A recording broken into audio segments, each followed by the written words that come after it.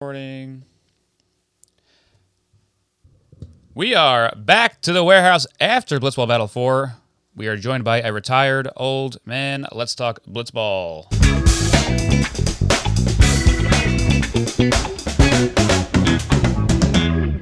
Welcome to the Blitzball Boys, the podcast about Blitzball and boys, but lately about men. I'm your co-host, Brendan Reppel, along with my fellow host, Peter Del Rey. Hey, Brendan. Interview season is still in full swing. We got probably one of the better pitchers from Blitzball Battle 4, now starting his foray into the slap ball world. Always a bridesmaid, never a bride. Dan Canobbio joins us today. What's going on, guys? Thank you for finally having me on. I just want to let everyone know that the Blitzball Boys have the most complicated way to join this podcast. It took me 17 minutes, multiple attempts. I don't even know what this app is. I can put my birthday in. You guys are lucky I like you, because I was ready to just shut my phone off and go back to the couch. Yeah. It's an app we invented. Yeah, that sucks. We like to get our guests nice and hot. You're welcome. Of course, Canada can't stop you this time. Famously, Dan was supposed to be the first guest. I believe if you go back to our first ever Blitzball Battle 3 awards show, we even said Dan Canobbio's coming on next. The fires happened in Canada, and the day he was supposed to come on, he was supposed to have he had a live boxing event in New York City, and he was like, I kind of need my voice. And we're like, all right, Dan, dude, that was a really long week. The Canada fires, I was out there doing content for when I was working at John Boy with these rugby players, and we were not supposed to be outside. We were outside for 2 hours. And that was not supposed to happen. And it was also like in the middle of one of the busiest weeks I've ever had at John Boy. And then I get home and I'm like dying. My eyes are burning. My throat is on fire. I was like, yeah, I got to save my bullets. So I figured I'd join like 6 months later. Yeah. Your voice is finally recovered. Sense. Yeah. With a great shirt. Thank you. Yeah. Excellent shirt. Go ahead, Brendy. I mean, we have our usual question doesn't really work right now because it's probably a little too early for. I don't even have anything to eat tonight, we don't know. Dan is famously an old man. Old man. Okay. Well, let's see. If not, we can go the other option. Dan, what did you have for dinner tonight? And if no dinner, what was your lunch like? I'm sorry. Say that again. What did you have for dinner tonight? Oh, I had some nice ground turkey rice combination. All right. That's right. That's always trying to add on some protein here. Always a solid. That was my go-to before I got married. I would always make it like Sunday night and then have it for like 4 nights that week. It's a very easy thing to put together, and you can just slop it back together the next day. Love a nice good slop. Love delicious slop. So let's get into why we're all here. Blitzball Battle 4, Blitzball Blitz. Famously, second place Dan for both of them. With 2 different partners, which is, some would say an accomplishment in and of itself to get to the final in 2 different partners. We saw you go from a guy who is probably the best number 2 pitcher in these tournaments, these Blitzball tournaments, to arguably the number 1 pitcher on your team. Sorry, Drew. Depending on the day. Did you do anything to level up your game, or was it just was feeling good that day? No, I don't practice. I mean, I always very confident when I'm pitching. Moylan kind of pisses me off because he'll make these comments like, "Oh, Dan has trouble finding the zone." Like, I have the second lowest ERA and the second lowest walks. I'm like, "What are you watching?" Number one, I pitched my whole life. It's one thing I know how to do is throw a ball. So it's just luck of the draw. Drew was really good in the last battle before this last one. In this last one, I found something there. But it's just I've always pitched pretty well. I had never had a blow up, outside of a few moments where my arm just fell off, or just Lou throwing a slider over the middle of the plate to Lou and he hits a walk off. But yeah, I didn't do anything different. I didn't feel any different. I just playing blitzball. Just went for it. Yeah, I mean, me and Peter talk about it all the time, too. It's also, we have to remember, it's a wiffle ball-like sport. And when you're playing wiffle ball or blitzball, it's very easy within a single at-bat to just kind of shit the bed or lose your feel for it. It's just, you could throw 5 balls in a row pretty easily playing blitzball, but then immediately come back the next at-bat and just be dominant again. That's what I mean. It's not baseball. I mean, there's room Yeah. for error. It's like a kid's game. It's made for kids to figure out. So you can look like a fool one moment, and then the next moment you're, Yeah. the best. There's a reason why there's 5 balls allowed. There used to be 6, Yeah. I think. True. So, this is actually something I wanted to ask for a while. It just came to me, so didn't have this prepared. I can't remember if it was Blitzball Battle 3 or Blitz. You have quite an unorthodox batting stance in one of those two. I can't remember, where you stood so far off the plate. And I want to say, maybe it was even roulette, but it was early on in my blitzball career. I stood far away. I didn't know any better. That's where I stand in baseball. And as you know, you can't treat blitzball like baseball, which I have never really subscribed to. I throw hard. I swing as hard as I can. I don't do those stupid Jimmy swings where he looks like the most non-athletic person ever. I'm looking to just replicate my exact swing. And then I also couldn't see myself too. I don't really watch replays or anything, but then I was like, okay, let's move up. Let's shift. It's like a video game. Let's just move there. Still really can't hit that well. It's not my strong suit. I can run into some, but yeah, I wasn't helping myself by standing so far away from the plate. Yeah. Well, what did you like? What do you think separates your hitting from roulette to now? Because with roulette, Brendan and I were both because that happened just before we started our podcast, so we don't have any recorded instances of us talking about this. But we were like, holy shit, whatever team Dan is on in Blitzball Battle 3 is going to win the whole fucking thing, isn't it? Aren't they? Well, the pitching just got better. Everyone just keeps getting better every tournament. That was still early on in the Blitzball days. Yeah. And also, there was no scouting report on me. And, I mean, I did hit 2 home runs to walk it off. Jake threw 2 of the worst pitches ever. He just hung those up there. I got a bunch of hits, yeah. And then Jack Doyle, figured I can't hit Jack Doyle. I have pretty decent numbers off everyone else. And now Colin Stone is the new Jack Doyle. Yeah. But it's just Colin Stone and Jack Doyle that I just can't hit. The rest of the guys, I have pretty good numbers. If you remove those 2 from this earth, I'd have a 700 average. Right, which is not a weird way to have splits. I mean, those are the two dudes that can throw pitches that other people just can't really do. Yeah, it's probably how the rest of the Eastern Conference felt when the Bulls were in the 90s. Yeah, they were never going to get over. I just have a mental thing. I just can't hit. I don't feel comfortable against Jack Doyle at all. And I did get him a few times, in Blitz or Roulette, when I thought we were going to win it all. Hit a rocket home run off of him, but that was way early on. And then he got scouting report on me, and then I just started thinking he was invincible. Yeah, I mean, he's like the Yu Darvish in that warehouse. He's gonna throw everything, throw a whole kitchen sink at you, and he just keeps inventing more. He's got that behind the back slider that he can just drop in there here and there. Yeah. Yeah. Colin Stone is unhittable. Yeah, I wonder if anyone's really going to figure out that riser next tournament, because it just seems like no one really came close. What did that look like? It looks like just a pitch thrown by an alien. He's just always around the plate, and it's not fast. It's just very deceptive. It looks like it floats. And it floats. Yeah, you have no idea. It's almost like you can swing 4 times before it gets there, and then it's past you. Some guys had some good swings, but nothing really. I mean, he was one of those. That's one of the most dominant performances you'll ever see. Oh yeah, for sure. I mean, he looked borderline entirely unhittable. To the point where I don't know if you were listening. We said early on that he was out of the. I said early on. I'm not going to take Brennan away from this. Don't. I said early on that he was out of the MVP consideration because he just didn't have it at the plate, and he was just so absolutely dominant on the mound that we couldn't not give it to him. Yeah. He's definitely he was hands down unanimous MVP, and he did just enough at the plate. He that's the guy that practiced. I mean, we heard rumblings that he was hanging out with the Como guys or hanging out with some of these other Midwest kids, and he's from somewhere. I don't know where the hell he's from, Arkansas or something. And he really put in work. We did too.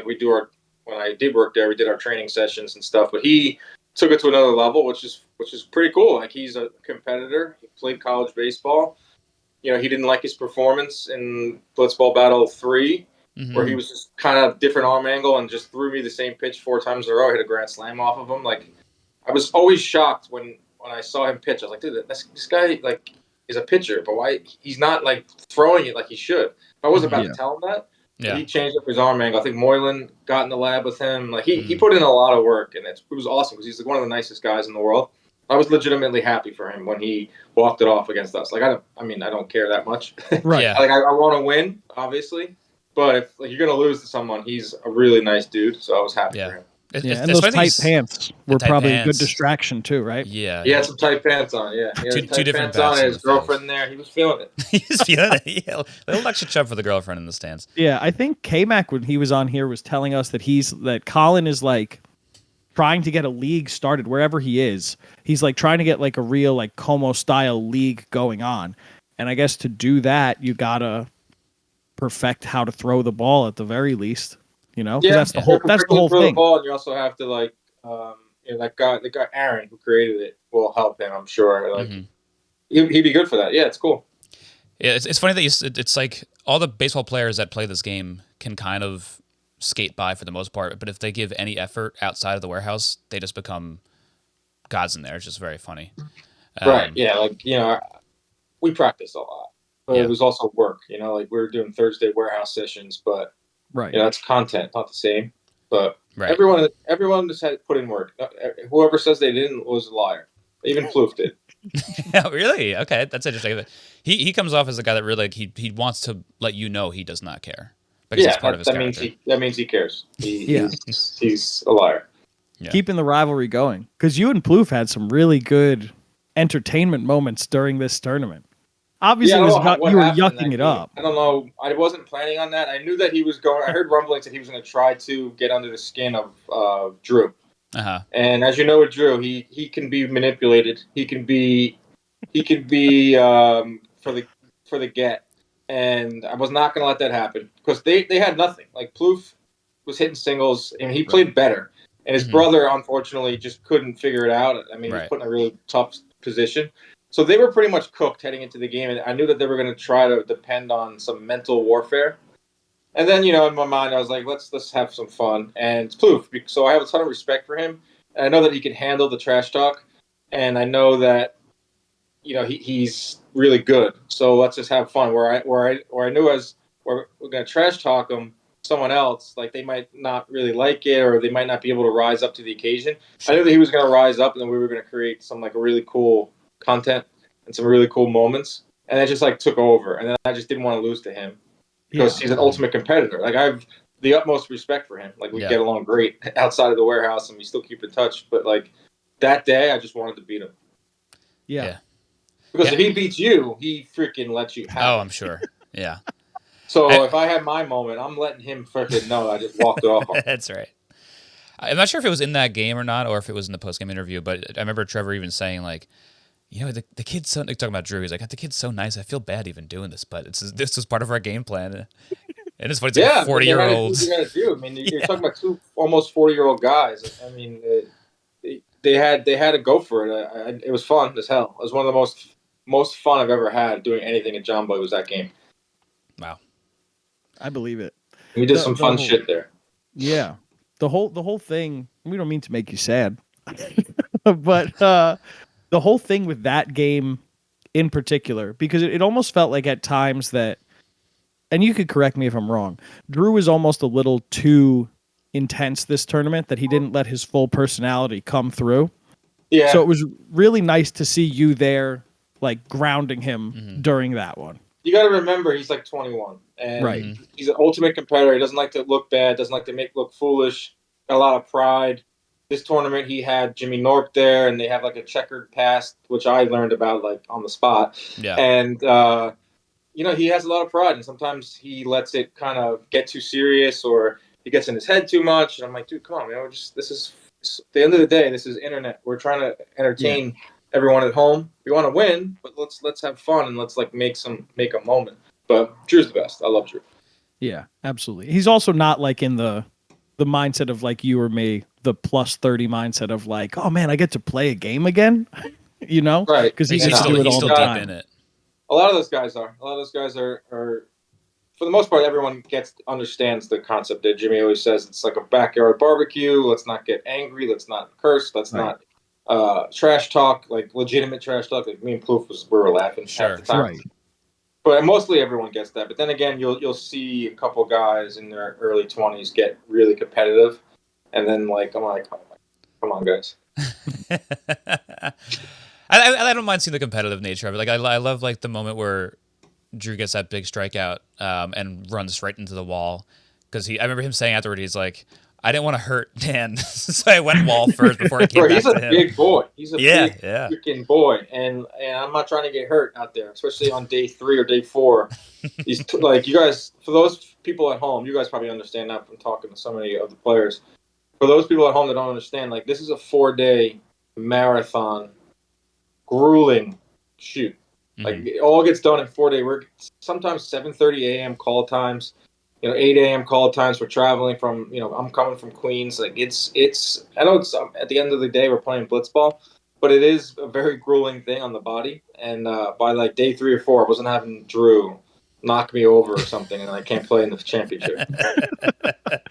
Well, that's kind of what happened last year, right? Not necessarily him knocking you over, but like your arm just gave out right at the end. Yeah, I mean right? it's gonna give out no matter what. It's just a matter of when. And Yeah. in this one, I felt like my arm was in better shape. I guess from just playing a lot. Whereas, like the Woogas game, and then the championship are the same day.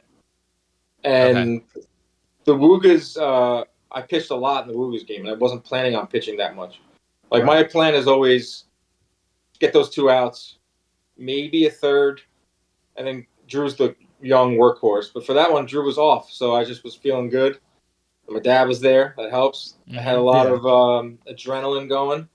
I ended up throwing a lot of pitches in the Woogas game, and then throwing a lot of pitches in the championship game. But yeah, arm felt good in that one. 32 pitches in the Woogas game. So that's kind of nuts. If that That's was the I same day. won't go any higher than that. That's a lot for me. Like I want to be Yeah. a 30 like over the course of like 2 games.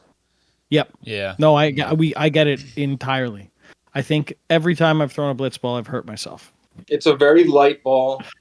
Yeah. And I'm 36 years old. I'm not trying to pretend like I'm young. Like I'm a relatively young guy in life, but like I'm not trained for this. Like I have other responsibilities and stuff. Like, and I throw that shit hard. Like I get up there. I'm going over this limit. 74, 73. Like it hurts your whole body. Yeah. It does. It's like when I want to throw, I can throw maybe maximum I can throw like once a week if I have time, but I really only get around like once a month or so. So when you do that, you even like not even just your arm, it's like weird spots like your landing leg, like your left ass cheek hurts if you're a righty, and like this really funny. Your ass hurts, your hips hurt, everything hurts, and then hitting and everything, and also like this is a weird thing. This is like an inside warehouse thing. They want us to stand during the games, like and cheer. Yeah, right. And I told Jimmy, I was like, bro, I can't do that, man. Like you gotta have to. Like he doesn't. He don't care. He's like, oh, you got it. That killed me my back more than the games. Yeah, I'm sure. Now I'm sounding like a really old man. Like this is the old man interview. Standing for 6 hours on that concrete after playing and then doing that 4 days. Like at the end of the 4 days, we are zombies. Yeah. Delusional zombies by that Sunday. I get it. I mean, 2 out of the 5 days of my work week, I'm standing on concrete for 9 hours or so. And like that's Tuesday, Wednesday. I get up on Thursday morning. I feel like a bag of shit for just like 2 days of doing that. And I'm not playing a sport. You look like one too. I look like a bag of shit no matter what. Yeah, but, shit. Yeah. But no, I totally get it. And then also having to like, all you want to do after you're playing any game, you want to just go sit down. And also like the air quality in that place, I'm sure is not the best either. So you really just want to relax. The air quality, that's like, something's got to be done about that. Everyone gets sick after. Is there going to be like a class action lawsuit in like 2045? Hey, were you at the warehouse? You're entitled to compensation. I know we can laugh now, but I'm very worried. Yeah, I mean, it is. like, I mean, it is a warehouse. It is true. Like, if Jimmy, one person gets Jimmy, sick, if you're listening to this, Jimmy O'Brien, get that fixed immediately. Oh my goodness, it is a warehouse. Not the worst warehouse I've been in, but it was a warehouse that once had giant carpets with those carpet fibers in there. Like, bro, bad. Could have been moldy too. Everyone, I wasn't. Was I? Forgot what I was gonna say, but I wasn't working there anymore after a warehouse weekend that happened.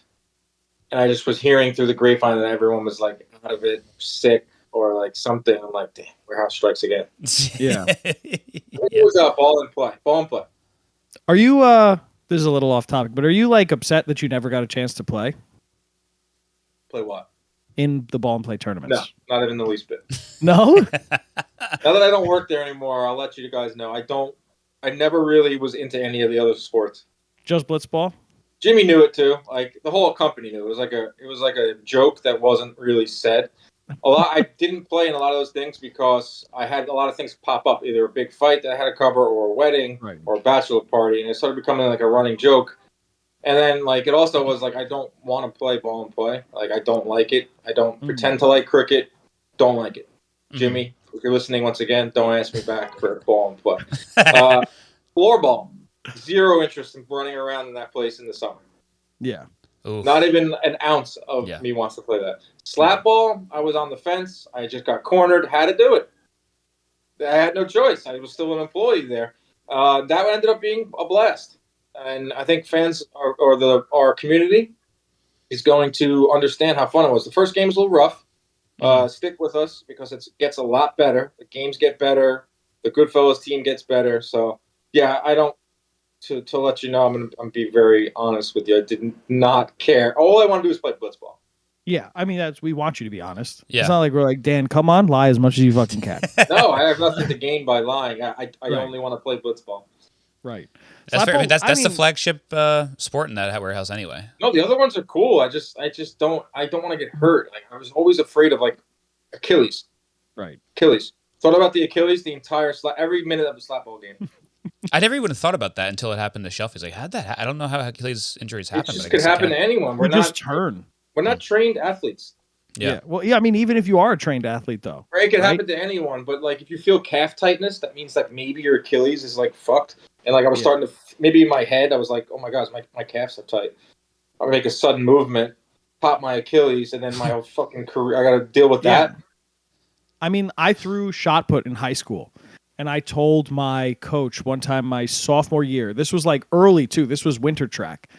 I was like, told my coach, I was like, yeah, it's a little bit tight down like at my calf, sort of near my ankle. He's like, you're fucking done for the season. We're not risking a 16-year-old to tear his Achilles for someone who's not even good at shot put. It's the worst injury I think you can get. Yeah. Making me rub my calves right now. Because I'm a big soccer fan, and back in the day, it used to be you tear your Achilles, your career's over. You're not playing again. Now medicine's evolved. Unless but you're Aaron Rodgers. Yeah, well, that's now. I'm talking about like back when I was like middle school, high school. It was kind of like it was a tough you one. tear your cooked. That's a year plus.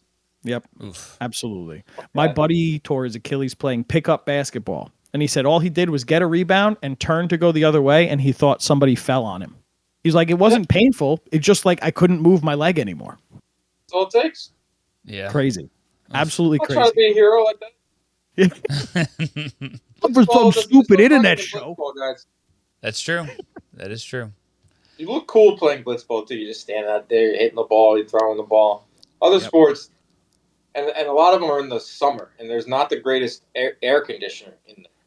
Yeah. And I remember I wasn't playing floorball. I was at something, a wedding or something, and I was getting the photos and stuff from back at the warehouse, and everyone looked bright pink.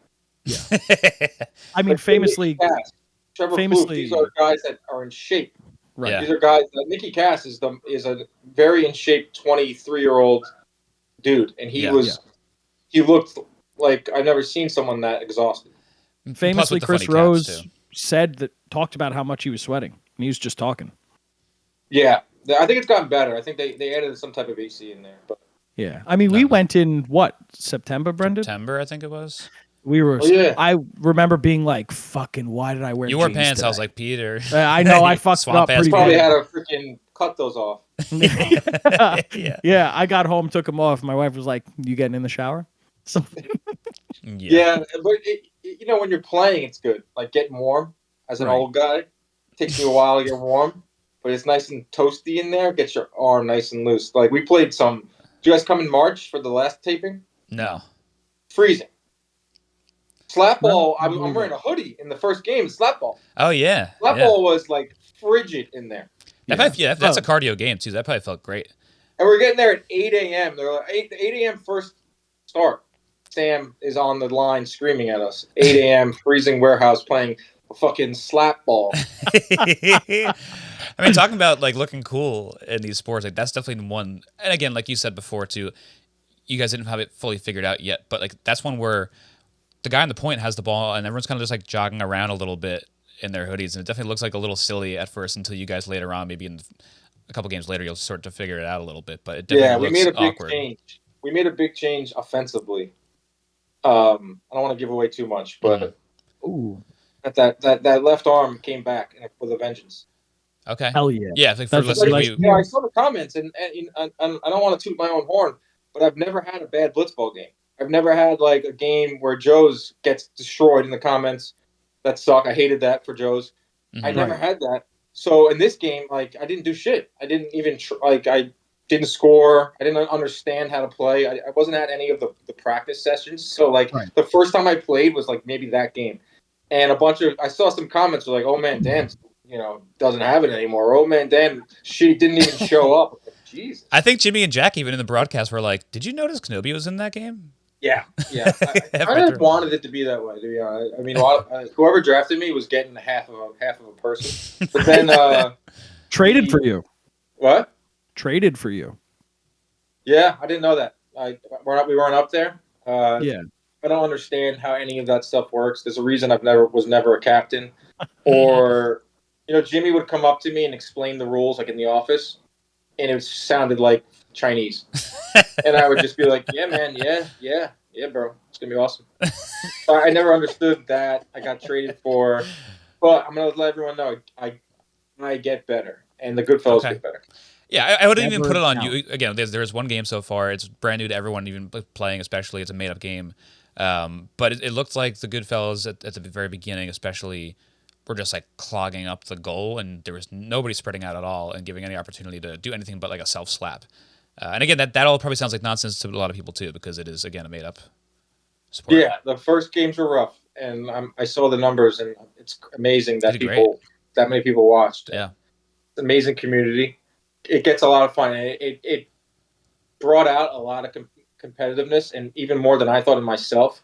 It felt like you were playing like a really heated like pickup basketball game in gym, where you got the blood was flowing, it's a little bit of sweat going. You're in the flow of the game. It's not too strenuous. You don't have to run the whole time, and you're passing the ball around. You're getting in rhythm with your team. So it started to get a lot of fun towards the end. Where at the beginning I was like, "What is this? This is kind of dumb."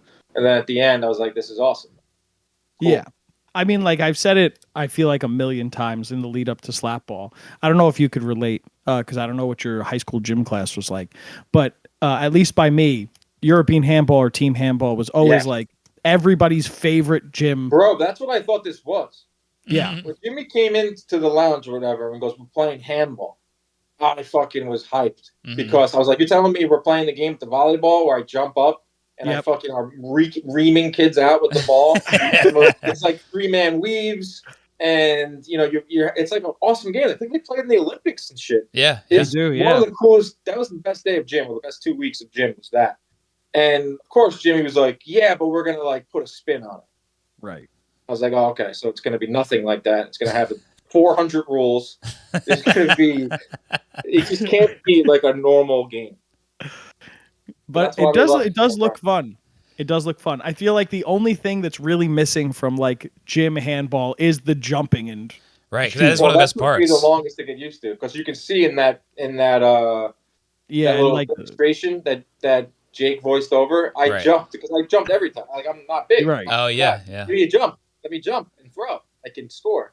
That was the hardest part. Was like keeping your feet stationary, even on the slaps and stuff. So I didn't want to slap anymore. I went back to the point in the later ones. Okay. Thrower again. I don't blame you. Yeah, bro, get that wing going.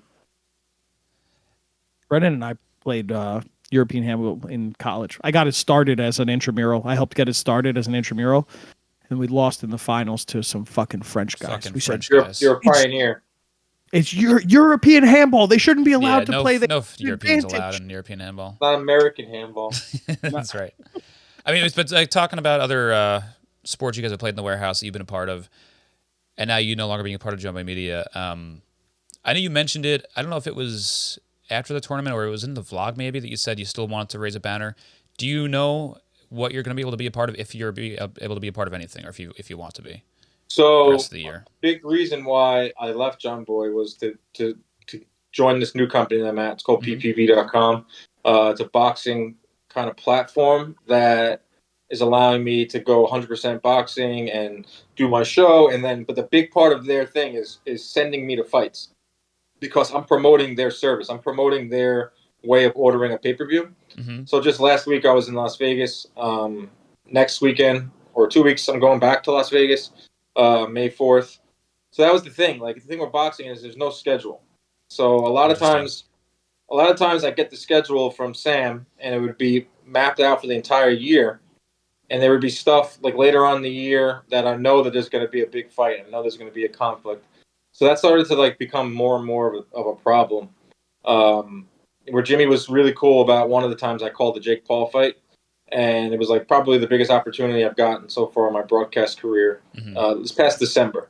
And it was a ball and play tournament or something. Mm-hmm. And I had to, have a really tough conversation with Jimmy. And he couldn't have been cooler about it. And, we kind of like understood that like the way things are going for me, luckily, in my career, like there's going to be more of these opportunities for me. And it just started not to work anymore. Unfortunately, in that regard, in terms of the warehouse, working for me outside of it. But there's a pretty good chance you'll see me again in the warehouse. Okay. Hell yeah. Good. I'm very excited about it. It's all good Very stuff, excited about it, unless there's a fight. Because I did sign a contract with some company, and they're giving me a nice chunk of money, and I want to keep that going. I love football. And obviously, if you heard in this interview, you're not going to see me playing anything other than blitzball moving forward. Especially because you don't work there anymore. Right. So I don't have to do that anymore. And I don't even have to pretend that I want to. But if everything goes right, you'll see me back in the warehouse trying to raise a friggin' banner, baby. Nah, we're talking, That's baby. gonna be We'll see that. And then we'll also see you calling the first inaugural John Boy Media boxing tournament with Chris Rose. Yeah. With who? With Chris Rose as your partner in the booth. Yeah, I wish. We did a boxing combine last year. It was hilarious. I don't know if you guys saw that. No. My co-host, who was a former world champion who fought Manny Pacquiao, we did like, it's kind of like the football combine. We broke it up to like 3 videos. We did like speed bag, heavy bag, agility. And at the end, we picked a winner, and we picked Jake. And then Jake got in the ring with Algieri for 1 round. It's on YouTube. Like it was on YouTube. Watch that. We put it on YouTube, but it was early on when my channel wasn't like as big as it is now. Okay. So it was kind of like one of the first big things I did at John Boy. It didn't do great numbers, but the content was unbelievable. Like the way it was shot. It deserved better. Speaking of Chris, what was it like to take that punch, even with the big vest on? Oh, that hurt. It hurt because I didn't have it on properly, so it was loose. Oh. It was loose, so the thing like moved and hit into me. Whereas if it's tight, it just kind of like softens it. Right. Sure. Oh my God, that's awful. I'll do anything for views. anything. I was part of me when I saw that, I was like, how much is Dan playing this up? But now that I know that you essentially you got hit by a heavy bag. Yeah, I played it up a little bit, but the initial shock of it hurt. Yeah, okay. I'm sure. Wind is gone. I mean, so out of warehouse characters, who would you like to see in a boxing match the most? Like, who would you pick to be the best fight? I'll take Plouffe on. Oh, you versus. I was going to say you picked 2 other people, but if you versus Plouffe, I would definitely watch that. Plouffe, hell of a reach difference, huh? Zoe's scrappy. Scrappy. I can see that. Scrappy. I really would like to punch K-Mac. Not even boxing, just punch him in the face. Only this is turned to who's Dan gonna hit. The minute K-Mac steps into the warehouse, he puts on that persona. And he really is a heel. He does a good job of it because I found myself like during the games being like, I hate him. But the minute it's over, he's the nicest Canadian you'll ever meet. Yeah, with that persona, you do forget he's Canadian. He's a really good heel. He's an unbelievable heel. Really good heel. Especially You should think about getting into pro wrestling. Kevin Owens-esque. He's a very good heel. He really doesn't really lose character. He was chirping at Drew too from the stands, and not even in the game. Yeah, I know. There's some tough stuff in the warehouse there at Drew. I remember when he had that game, he was struggling. They were doing that quiet pitch a lot, and I feel like they were targeting Drew, especially when he was struggling, because he could not handle the quiet pitch whatsoever. Yeah, it's kind of bad. Like, there's a book out on him. Like, that's what I wanted to. I would tell him that like off camera and stuff. Like, dude, like, get a better poker face. Don't let them know that you can be rattled so easily, because they'll do it every time. Right. Like, so we're good. Like, me and you are really good. Like, so they can't beat us just by beating us. They got to do more. Yeah. That's the yin and the yang of it. He's the guy, Old Man Dan, who has seen it all, is a vet, almost doesn't care, and then you have Drew, who cares more than anyone in the entire warehouse. Well, I know. That's like when I told Jimmy that I was leaving the company, which was a really hard conversation. I told Jimmy and Jake.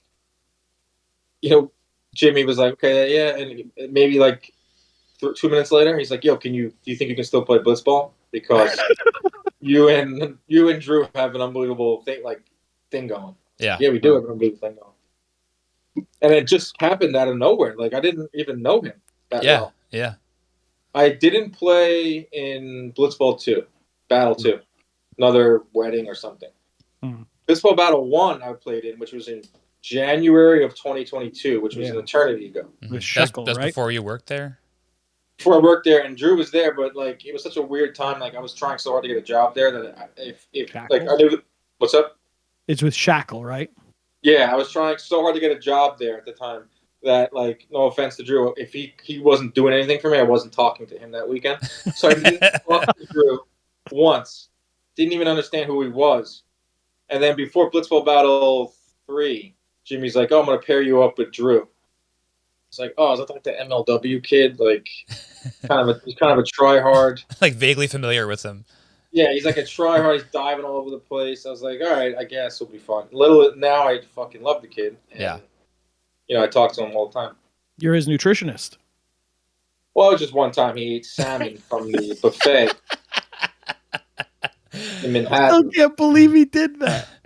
Wait, he's not from here. He's from the Midwest. Questionable. Very questionable. He probably thought healthy. Some salmon, healthy. Not from that. It was literally heated up by a lamp. Ugh. I mean, Drew's got questionable taste. I mean, I bet he washed it down with a huge glass of milk too. Milk or some crazy Monster energy drink or something. Did you listen to his interview on here? He said his go-to meal to prepare was ground beef, honey, and blueberries. Yeah. Drew's one of my favorite characters out of the warehouse. Yeah, he's awesome. And just to give you a little ammunition to go fuck you back at Moylan, by the way, in terms of walks per games played, you were joint lowest with Colin. 0.8 per game. Moylan is awesome. I love him. One of my favorite humans ever. I just don't understand, where does he get these narratives? He would, make a few comments every game about, well, when Dan loses the strike zone, he really loses it. Or, I don't know if Dan can do it here. I'm like, dude, what? I guess sometimes I may think that's I'm not loud, or maybe because I don't pitch that often, or I don't throw as many pitches as some of the top guys. But I was surprised to see those numbers. I know I pitched well, but I was like, damn. The one thing about me is I don't really walk anymore. Yeah. I pride myself on being able to do the same mechanics every time and throw something near that zone. I mean, so I was always like, why is Moylan? He's just wrong. He's there, bullying you. Yeah. You're wrong, Moylan. You're wrong. Fucking idiot. That's the only reason why you guys even got to the championship was because of the pitching. You guys had 2-1s. Yeah, we didn't hit that well at all. Drew didn't hit at all. Drew hit in the last tournament, bomb home runs. We didn't hit any home runs. We hit 0 home runs the whole tournament. We just straight up did not allow you to score, which isn't the most exciting brand of blitzball, but we make it fun in other ways. I mean, that's kind of what you're up against too. There was their game plan as well. They just hit a little bit more. You guys only lost in a walk-off. So dude, we could have. Yeah, if we would have ran into one of Stone's pitches. That way he didn't give up a hit. But if we just like ran into one solo home run, Yep. or like a couple walks and a warehouse double or something, but we win that game 1-0. Right. And Right. things are different, man. I got a banner. Probably wouldn't come back for another blitz. that would be it. Yeah, You'd have closure. I don't need to. Don't need I wouldn't to. need to. Now I'm Yeah. chasing something that, I don't even work there. I'm chasing. It's addicting. It is. It is addicting. The whole process is unbelievable. Like the whole weekend's fun. I know it's a lot of work, but it's so much fun being around everyone. And then the games are fun. The figuring out who wins. The part is not fun is keeping it in and not telling anyone For months Right. and months. for a while. And then when it comes around that it's coming out, like okay, tonight's one of my games, or tonight's the game that Jimmy gets walked off by Rourke. Mhm. Like it's a crazy 4-month process of these tournaments that I'm not ready to exactly say goodbye to it. Mm-hmm. Yeah. And you I watch don't everything blame back you. afterwards too? What's up? You watch everything back afterwards? Like when it I comes mean, I out? watch the live thing. I like to see the live chat. Mm-hmm. I've watched a few here and there. Maybe when I get old and gray, I'll go back and show my kids, Yeah. which is actually crazy concept. I never even thought about that, showing my kids one day, pulling up YouTube and being like, this is what I used to do in my late 30s. Yeah. Watch There's me Grandpa. shit talk a former professional baseball player. What would you say, I guess, talking about the warehouse so fondly, is your favorite non-game memory from the warehouse? So when I say non-game, I mean game you're playing in. If it's one where it's like, oh, I was a fan during Joe's walking off Jimmy. Oh my God. That's Yeah, fun. you nailed it, bro. Like Fucking let's go. The Rourke one was fun, but the Joe's one was something else, man. It was the last game of the day. It was Jimmy and Jake, who secretly everyone wants bad things to happen to. I don't know if it's so secret And anymore. it was Joe's McFly, who just doesn't have any great moments. Mhm. No one thinks he can hit. He strikes out Jimmy to get his first out. And then he hits a check swing That that was in the air for hours. Everyone was just staring at it.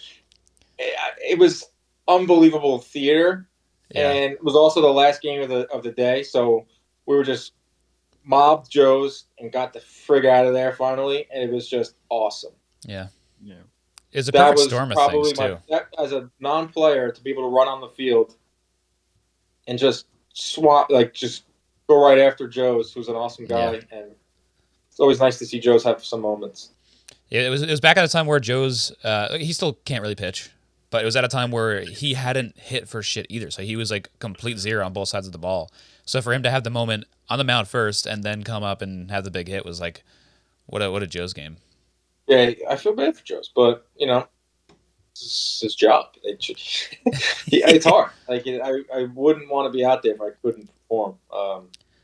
He takes it in stride, though. I thought last tournament it got a little too much. Like there was a lot of negativity at him. Uh-huh. The booth was very negative. The comments were negative. It's crazy. It got a little too much. It got a little too much. Yeah. Come on, guys. Look at the age disparity too. Like he's an older dude and he's playing with 20-year-olds, and it's just like He's older. He's 2 years older than me. Yeah. Yeah. Yeah. I just went back to look at the Blitzball Battle 3 because you got me thinking about the walks now. Now Peter Moylan has got into my head, your head through you. You had pretty much, you pitched 3 less pitches in the last tournament. Same amount of games, 3 less pitches, same amount of walks. 4 walks in both tournaments. You had 114 and 111 pitches in both. This is crazy. Where did this narrative fucking come from? I don't know, Moylan. I don't get it.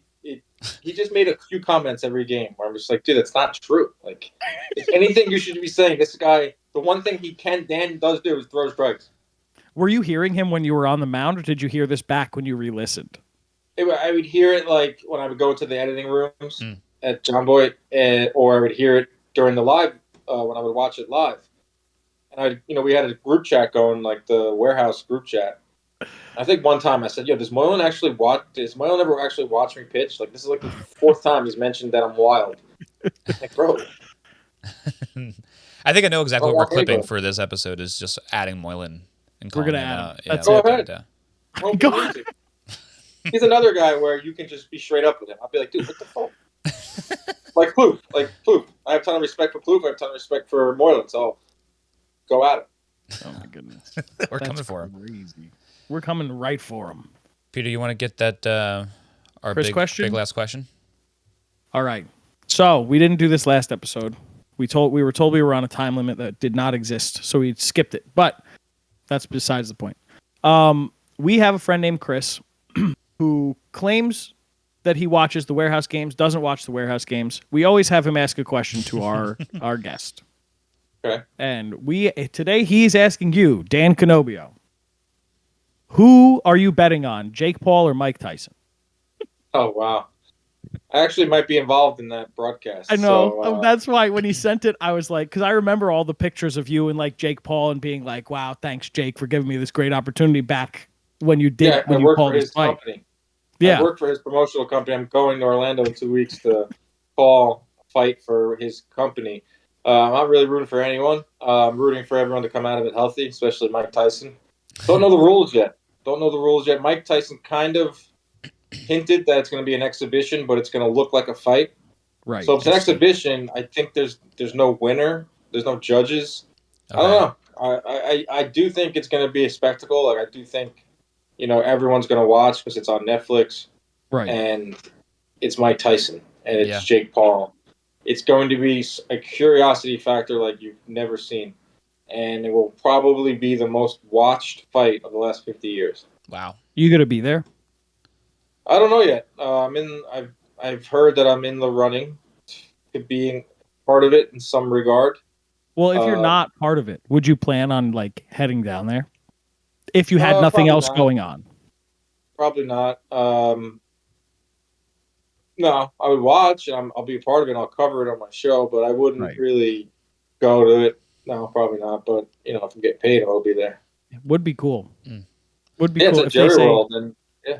I mean, not being a boxing guy at all, like, is this like a brand new? Like, has anything like this ever happened? Like, just old guys going at it, just for the sake of content? Well, or? exhibitions have been a part of boxing since like Muhammad Ali. Muhammad Ali fought a professional wrestler, a Japanese professional wrestler, and the guy went in the ring and started kicking Ali's legs. Like George Foreman fought 5 men in one night. Exhibitions have been a part of boxing. It's a part of the fabric of boxing. That's why, when Jake Paul was doing these exhibitions, when Logan Paul was fighting Floyd Mayweather, everyone was not really understanding what is this all about. What is this all about? So I did like a little short video to say like exhibitions have been around forever. It's just a way for these fighters to make some extra money. It's just a form of entertainment. Mm-hmm. If Muhammad Ali was around today, he would be doing this. Yeah. Mike Tyson isn't Muhammad Ali, but he's like Muhammad Ali adjacent, where he's a legend. Mm-hmm. And unfortunately, he probably needs some money. It's not only if he does he like need money. It's 25 million, I think he's getting, or 20 to 25. Right. How do you like? Yeah, I don't know. Yeah. It's pretty controversial, but I think it's as long as they come out of it healthy, then it's all fun and games. It's just another thing to watch. Right. All right. Interesting. It'll be fun. I didn't realize it was Antonio Inoki. That's crazy. That who fought Muhammad Ali. Watch that, and if that was happening now, there would be an outrage. There would be this is embarrassing to boxing. It's a slap in the face. How can Muhammad Ali do this? This is the greatest of all time. Freaking boxing! It's showmanship. It's a show. It's a circus. Right. They're literally fighting with their shirts off. So like, why are we trying to have some type of decorum here? Interesting. I didn't know there's a lot of old. I guess that makes sense. There'd be a lot of old heads with a sport like that. Yeah. Interesting. Exhibitions are around forever. And there's only a few that people that can actually do that. Like Floyd Mayweather still does it now because Floyd Mayweather. Manny Pacquiao is starting to get into it. You have to be that ilk. You have to be that type of legend to do it because no one really gives a shit.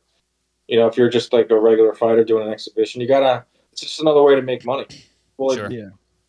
Yeah, he gambles a lot, so he needs the money. That makes sense. Yeah, I see Mike Tyson in a lot of TV shows past like 15 years even.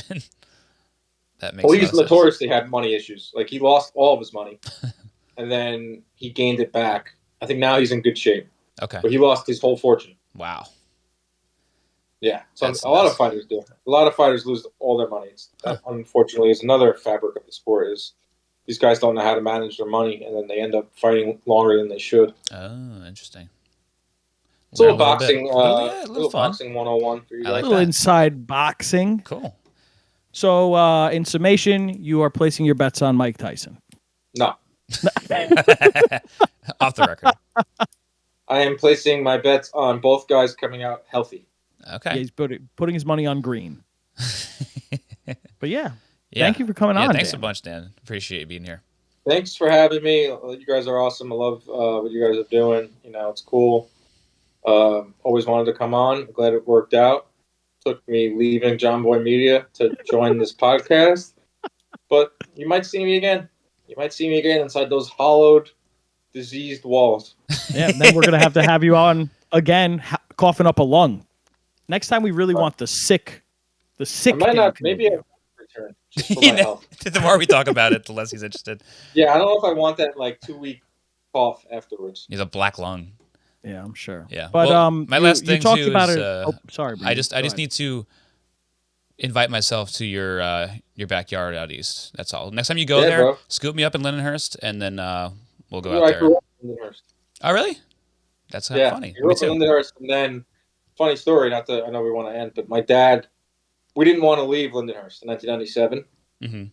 I have 3 brothers and a sister. None of us wanted to move, of course. Brendan, you Right. drove Dad him said, out. we're moving to Manorville, and I'm going to build you a wiffle ball field.